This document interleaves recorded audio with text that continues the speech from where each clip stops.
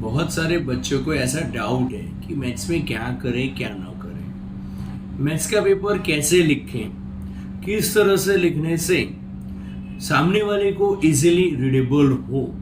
इसके लिए मैं शॉर्ट आपके लिए वीडियो मैसेज भेज रहा हूँ। सिंपल सा है कि बोर्ड में आपको पहले 1 to 5 चैप्टर एंड 13-14 चैप्टर कर देना है।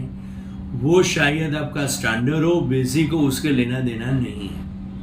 थियरम करो, उसके बाद 5, 7, 10, 12 वो चैप्टर करो। ये इंपॉर्टेंट चैप्टर्स टेक्सचुअल, गाला, अदर मटेरियल में से चैप्टर वाइज करने से ऑटोमेटिकली वो फायदा हो जाएगा। दूसरा बड़ा क्वेश्चन आता है ऑब्जेक्टिव का, कि ऑब्जेक्टिव कैसे लिखें। तो जब भी ऑब्जेक्टिव करो उसमें एक कैलकुलेशन करो। कैलकुलेशन रफ पेज में करने की जगह पे आंसर शीट में ही बीच में करो, जिससे आपको प्रॉपर मेथड वहां पे पता चले। अब मैं आपको बोर्ड की आंसर शीट बता रहा हूं कि कैसे लिखा जाए। सपोज कोई भी सेक्शन है तो बीच में लिखो इस तरह से सेक्शन डी। आंसर 54 है तो बीच में लिखो, साइड में मत लिखो।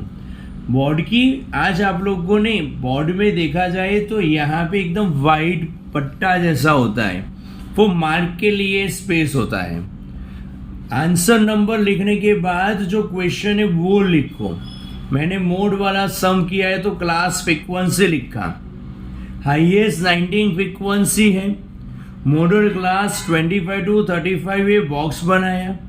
F1, F0, F2, L सब यहाँ पे भी बॉक्स में भी रिप्रेजेंट किया टेबल में। नीचे वैल्यू लिखी, फॉर्मूला लिखो प्रॉपर स्पेस के साथ, सब अल्फाबेट प्रॉपर रीड हो ऐसे। वैल्यू पुट करो, कैलकुलेशन करो प्रॉपर। लगे कि भाई डिवाइड ज़्यादा है तो पीछे रफ वर्क में या यहाँ पे मार्जिन में रफ वर्क बना के कर सकते हो। जो भी आंसर आए उसको इस तरह से बॉक्स बना के हाईलाइट कर दो। 2-3 लाइन छोड़ के नया क्वेश्चन डालो।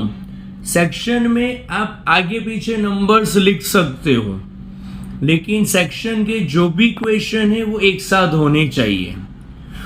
कॉइन टॉस्ट वाला प्रोबेबिलिटी वाला है। आउटकमर्स 8 है, मैंने 8 आउटकमर्स पहले लिख दिए। क्वेश्चन है getting to head is a event A, तो उसमें कितने आउटकमर्स हैं? 3, तो प्रोबेबिलिटी आई 3/8।